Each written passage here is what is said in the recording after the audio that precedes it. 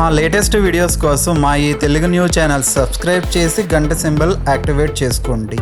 రేపు బుధవారం. శ్రావణ బుధవారాలు చాలా విశేషమైనవి. అందుకే వీటిని ధనయోగ బుధవారాలు అని పిలుస్తారు. ఈ బుధవారం రోజు ఎటువంటి పరిహారాలు చేసినా అద్భుత ఫలితాలు వస్తాయి. అయితే ఈ శ్రావణ బుధవారం రోజు సాయంత్రం 6 తర్వాత రూపాయి బిళ్ళతో ఇలా చేస్తే చాలు, తరతరాలు తిన్నా తరగని ఆస్తి వస్తుంది.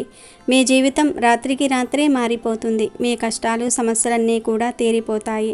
మీ జీవితం అద్భుతంగా మారిపోతుంది. మీపై ఉండే చెడంతా కూడా పోతుంది. ఎంత పెద్ద సమస్యలు ఉన్నా పోతాయి. ఖచ్చితంగా తిరిగిలేని యోగం కలుగుతుంది. మనిషి అన్నాక అనేక రకాల సమస్యలు ఎదురవుతూ ఉంటాయి. ప్రతి మనిషి కూడా జీవితంలో అనేక రకాలైన కష్టాలను సమస్యలను ఎదుర్కొనే జీవితంలో ముందుకు వెళ్తూ ఉంటాడు. కొన్ని సమస్యలకు పరిష్కారాలు ఉంటాయి. కొన్ని రకాల సమస్యలకు అస్సలు పరిష్కారాలు అనేవే ఉండవు. పరిష్కారం దొరకట్లేదని బాధపడే వారందరూ కూడా ఈ రూపాయి బిళ్ళ పరిహారం చేసుకుంటే తొందరలోనే మీరు మీ సమస్యల నుండి బయటపడగలుగుతారు. ధన సమస్యలు, అప్పుల బాధలు, ఆర్థిక సమస్యలు, ఆరోగ్య సమస్యలు, మానసిక బాధలు, ఇలా మీకు ఏ విధమైన సమస్య ఉన్నా సరే బుధవారం రోజు ఈ రూపాయి బిళ్ళ పరిహారం చేసుకోండి. రూపాయి బిళ్ళకు మన సమస్యలకు, కష్టాలను తొలగించే శక్తి ఉంది. మన జీవితాన్ని అద్భుతంగా మార్చేసే బలం రూపాయి బిళ్ళకు ఉంది. మరి ఇంతకీ ధనయోగ బుధవారం రోజు రూపాయి బిళ్ళతో ఏం చేయాలి అనే విషయాన్ని ఇప్పుడు మనం ఈ వీడియోలో వివరంగా తెలుసుకుందాం. అంతకన్నా ముందు అయితే పట్టిందల్లా బంగారంలాగా మారితే ఎలా ఉంటుందో తెలిపే కథను విందాం. అనగనగా ఒక ఊళ్ళో భూపతి అనే వ్యాపారి ఉండేవాడు. ఆయన చాలా ధనవంతుడు. బంగారు వ్యాపారం చేసేవాడు. ఎంతో కూడబెట్టాడు. కానీ అతనికి బంగారం అంటే విపరీతమైన మోజు ఉండేది. భూపతికి ఒక చిన్నారి ముద్దుల పాప ఉండేది. ఆయనకు తన కూతురు అంటే చాలా ఇష్టం. ఒక రోజున తన ఇష్టదైవమైన గణపతిని ప్రార్థిస్తూ ఉండగా అకస్మాత్తుగా ఆ విఘ్నేశ్వరుడు ప్రత్యక్షమయ్యాడు. భూపతి, నీ భక్తి నాకు నచ్చింది. నీకు ఒక వరం ఇద్దామనిపిస్తున్నది. ఏం వరం కావాలో కోరుకో అన్నాడు విఘ్నేశ్వరుడు. భూపతి సంతోషంతో పులకరించిపోయాడు. ఏం వరం అడిగినా ఇస్తారు కదా స్వామి అని అడిగాడు. ముందస్తుగా వరాన్ని బట్టి ఉంటుంది, కోరుకో ముందు అన్నాడు గణపతి. అయితే నేను పట్టిందల్లా బంగారం కావాలి దేవుడా అని కోరుకున్నాడు భూపతి. సరే, నువ్వు కోరిన వరం ఇచ్చేస్తున్నాను, మరి జాగ్రత్తగా ఉపయోగించుకో అని చెప్పి గణపతి మాయమైపోయాడు. భూపతికి చాలా సంతోషం వేసింది. ప్రయత్నించి చూద్దామని చెప్పి ఒక గాజు బొమ్మను పట్టుకున్నాడు. క్షణం ఆ గాజు బొమ్మ బంగారు బొమ్మగా మారిపోయింది. మంచాలన్నీ, కుర్చీలన్నీ ముట్టుకున్నాడు. అవి కూడా వెంటనే బంగారం మంచాలు, బంగారు కుర్చీల్లాగా మారిపోయాయి. భూపతికి మహదానందమయ్యింది. తన ఇంట్లోని ఒక్కొక్క వస్తువును గుర్తు చేసుకొని వెళ్ళి వాటిని ముట్టుకున్నాడు. అవన్నీ బంగారం అయిపోయాయి. అప్పటికి ఇక మధ్యాహ్నం అయింది. భూపతికి ఆకలయ్యింది. భోజనం చేద్దామని వంటగదిలోనికి వెళ్ళి ప్లేట్లను ముట్టుకున్నాడు. వెంటనే ఆ ప్లేటు కాస్త బంగారం అయిపోయింది. భూపతి సంతోషంగా నవ్వుకుంటూ అన్నం గిన్నెను పట్టుకొని చూశాడు. అది బంగారం అయిపోయింది. సర్లే, ఇప్పటికీ ఈ ఆట చాలు, ఆకలి బాగా వేసేస్తుంది. అన్నం తిందామని అన్నం పెట్టుకుని తినబోయాడు. ముద్ద నోటిని చేరేలోగా బంగారు ముద్ద అయిపోయింది. బంగారాన్ని ఎవరైనా ఎట్లా తింటారు? భూపతి అప్పుడు కొంచెం కంగారు పడ్డాడు. పోనీలే, కనీసం మంచినీళ్ళైనా తాగుదాం అని గ్లాసును చేతిలోనికి తీసుకున్నాడు. నీళ్లు పెదాలను తాకాయో లేదో బంగారం అయిపోయాయి. భూపతికి ఏం చేయాలో తోచలేదు. ఒకవైపున ఆనందం, మరోవైపు బాధ. ఇందులో ఏదో కిటుకు ఉంటుంది. నిదానంగా ఆలోచించి చూస్తే తెలుస్తుంది అనుకున్నాడు. ఇంతలోనే భూపతి కూతురు బడి నుంచి వచ్చింది. భూపతిని చూడగానే ఆ పాప నాన్న అని అరుచుకుంటూ దగ్గరకు వచ్చింది. భూపతి ఒక్క క్షణం పాటు తన బాధను మర్చిపోయి ఆ పాపను హత్తుకుని ముద్దు పెట్టబోయాడు. అంతే, ఆ పాప కూడా బంగారు బొమ్మ అయిపోయింది. ఎంత పిలిచినా పలకదు, ఉలకదు. భూపతికి పిచ్చెక్కినట్లయింది. పాపా పాపా అని విపరీతంగా ఏడ్చాడు. ఈ దరిద్రపు వరం నాకొద్దు, నా పాప ఉంటే నాకు చాలు. దేవుడా, ఈ వరం వెనక్కు తీసుకో ప్లీజ్, రా ఒక్కసారి, నాకు ఈ బంగారం అవసరం లేదు అని ఏడ్చాడు. ఆ ఏడుపు చూసి విఘ్నేశ్వరుడికి కూడా జాలి వేసింది. వెంటనే మళ్ళీ ప్రత్యక్షమయ్యాడు.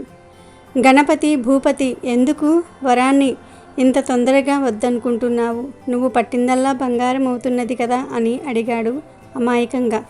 అప్పుడు భూపతి చెంపలు వేసుకొని గణపతి కాళ్ళ మీద పడ్డాడు. స్వామి, నాకు బుద్ధొచ్చింది. ఇక ఎప్పుడూ అత్యాశకు పోను. ఈ వరం నాకు వద్దు. నా జీవితం మునుపటి మాదిరి ఉంటే చాలు. ఉన్న దాంట్లో సంతృప్తి పడతాను. ఇంకా ఇతరులకు సాయం చేస్తాను. ప్లీజ్. ఇది వరం కాదు, శాపం. ఈ శాపాన్ని వెనక్కి తీసుకోండి అని వేడుకున్నాడు. దాంతో గణపతి చిరునవ్వుతో తదాస్తు అని మాయమైపోయాడు. భూపతి చెయ్యి తగిలి బంగారం అయిపోయినవన్నీ కూడా వెంటనే మళ్ళీ మామూలుగా అయిపోయాయి. బంగారు బొమ్మగా మారిన బిడ్డ కూడా మామూలుగా అయిపోయి కిలకిలలాడింది. భూపతి సంతోషంతో ఆ పాపను ఎత్తుకొని ముద్దాడి తృప్తిగా కళ్ళ నీళ్లు తుడుచుకున్నాడు.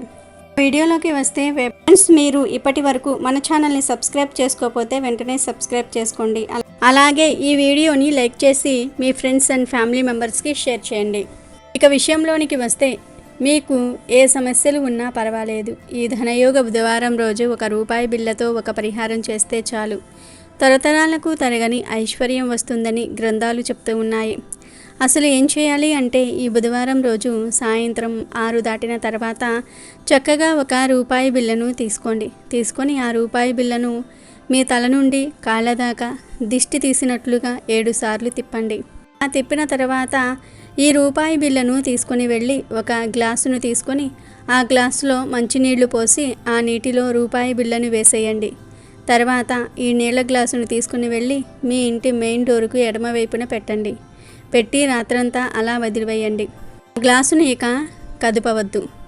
మీ ఇంట్లో చిన్నపిల్లలు ఉంటే ఆ పిల్లలు కూడా ఈ గ్లాసును కదపకుండా చూసుకోండి. ఈ పరిహారాన్ని సాయంత్రం 6 తర్వాత చేయాలి. 6 నుండి 12 గంటల మధ్యలో ఎప్పుడైనా సరే చేసుకోవచ్చు. డోర్ పక్కన పెట్టిన ఈ గ్లాసును మళ్ళీ గురువారం నాడు ఉదయం తీసి ఆ గ్లాసులోని నీటిని తులసి మొక్కకు పోసేయండి.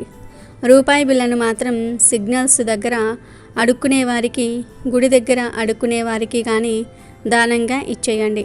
ఈ పరిహారాన్ని శ్రావణ బుధవారం నాడు మొదలుపెట్టి వరుసగా 5 బుధవారాలు చేయాలి. అలా చేస్తే మీకు ఉండే అప్పుల బాధలు, ధన సమస్యలు, ఆరోగ్య సమస్యలు అన్నీ పోతాయి. తరతరాల వరకు తరగని ఐశ్వర్యం వస్తుంది. కనుక మీరు కూడా రేపు బుధవారం రోజు ₹1 బిళ్ళతో ఈ పరిహారాన్ని చేసి శుభ ఫలితాలను పొంది సంతోషంగా జీవించండి. చాలామంది కష్టపడి పనిచేసి డబ్బు సంపాదిస్తూ ఉంటారు. కానీ వచ్చిన డబ్బు వచ్చినట్లే ఇతరుల చేతుల్లోనికి వెళ్ళిపోతూ ఉంటుంది. ఇంట్లో ధనం నిలవని కారణంగా ఆర్థిక కష్టాలను ఎదుర్కొంటారు. కష్టపడే తత్వం ఉన్నప్పటికీ, డబ్బు రాబడి ఉన్నప్పటికీ ఆదాయం నిలవకపోవటం అనేది చాలామంది ఎదుర్కొనే ప్రధానమైన సమస్య. జ్యోతిష్య శాస్త్రంలో ఇందుకు కొన్ని పరిహారాలు సూచించబడ్డాయి. అందులో ఒకటి యాలుకల పరిహారం. ఇది చాలా సులువైన పరిహారం. దీన్ని పాటించటం ద్వారా కొద్ది రోజుల్లోనే మీ ఆర్థిక స్థితిగతులు మార్పును గమనిస్తారు. మరి ఆ పరిహారం ఏమిటో, ఏ రోజు చెయ్యాలో ఇప్పుడు మనం ఈ వీడియోలో తెలుసుకుందాం. ఈ పరిహారం ప్రతి బుధవారం రోజునే చెయ్యాలి.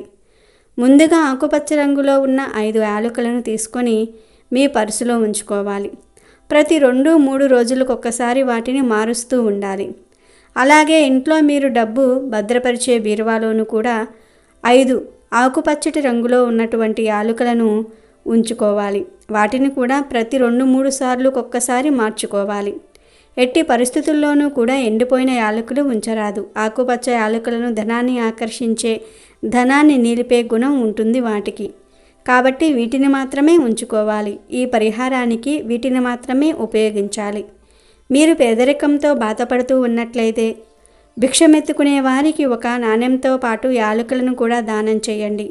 ఇలా క్రమం తప్పకుండా 5 బుధవారాలు చేయటం వల్ల కొద్ది రోజుల్లోనే మీరు పేదరికం నుంచి విముక్తి పొందుతారు.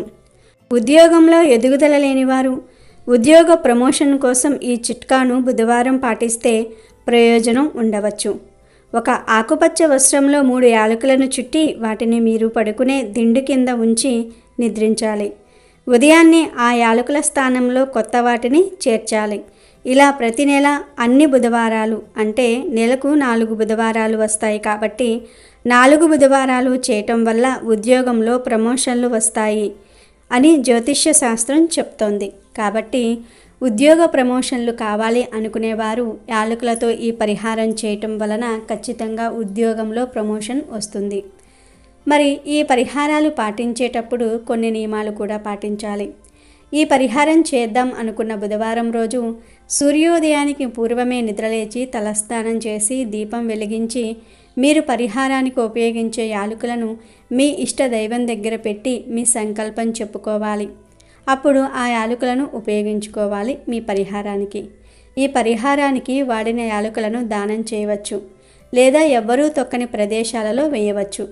అయితే ఈ పరిహారం ప్రతి బుధవారం రోజున చేసి లక్ష్మీదేవిని ప్రసన్నం చేసుకోవాలి. ఇలా లక్ష్మీదేవిని ప్రసన్నం చేసుకున్నట్లయితే ఆమె అనుగ్రహం మీ వైపు ఎప్పుడూ ఉంటుంది.